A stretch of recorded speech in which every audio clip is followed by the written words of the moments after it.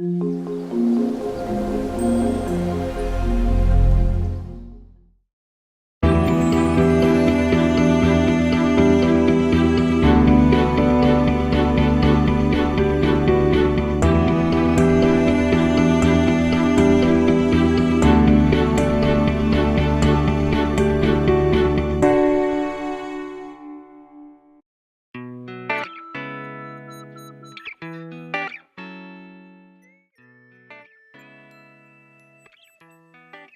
les codexeurs!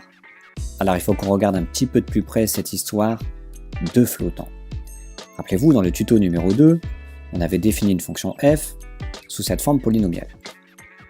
Et j'avais passé sous silence un petit phénomène, c'est que lorsqu'on exécute le script et qu'on demande l'image de moins 4 tiers,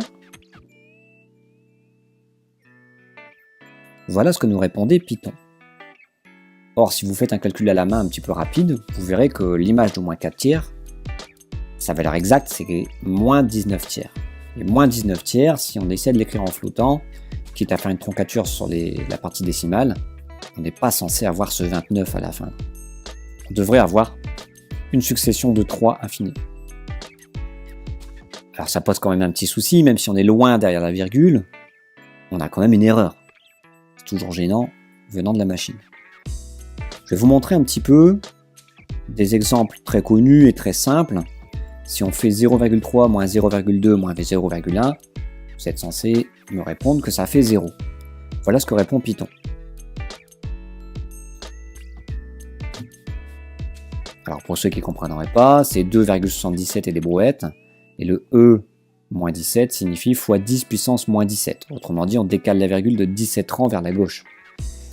Donc l'erreur est très faible, d'accord. On est aux alentours de 10 puissance moins 17.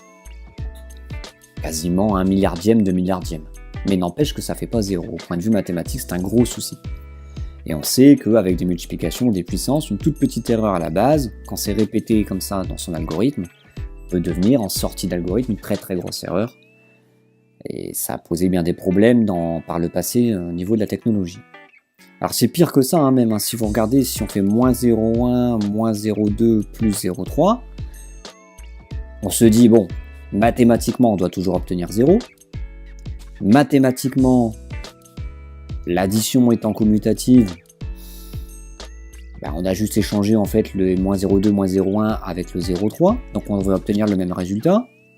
Puisqu'on n'obtenait pas 0, on espère obtenir moins 2,77 et des brouettes exposant moins 17, sauf que Python nous répond, encore un autre résultat. Alors en fait, ça vient du fait que la machine, elle, ne connaît pas ses règles d'associativité, etc., ses règles mathématiques ou de commutativité, ou ce que vous voulez. Donc les règles algébriques de base qu'on fait naturellement nous de tête en tant qu'humain, la machine ne les fait pas, elle procède par algorithme. Ici, l'algorithme de calcul va de gauche à droite, donc ça ne fait pas exactement les mêmes étapes. Autrement dit, dans la première ligne, ici, on commence par 0,3 moins 0,2, et dans la ligne d'en dessous par moins 0,1 moins 0,2. Et il se trouve que ces nombres sont stockés de manière flottante, et donc le 0,3 pose un souci de stockage, puisque la machine est incapable de stocker 0,3 à cause de la division par 2 successives, etc.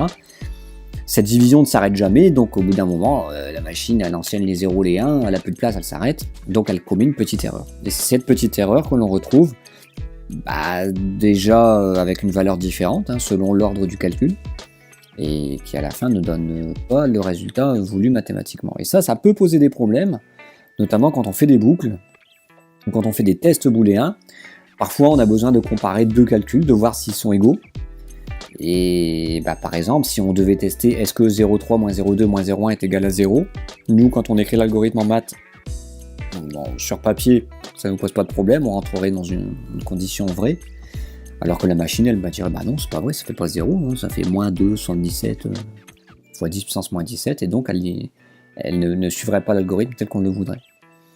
Bon, je vous rassure, les programmateurs ont contourné tout ça brillamment, c'est pour ça que quand vous allez dans le logiciel calcul, et que vous faites moins 0,3, moins 0,2, moins 0,1, je serais presque tenté de dire comme par magie elle vous répond 0, D'ailleurs, on remarquera avec humour qu'elle a mis des parenthèses d'elle-même, on les avait pas demandé.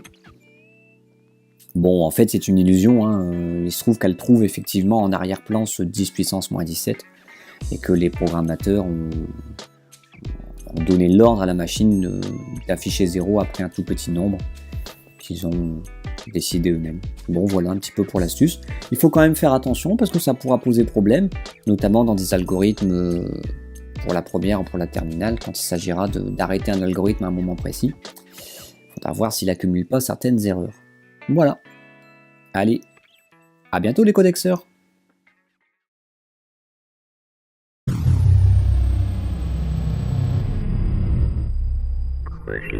Thank you.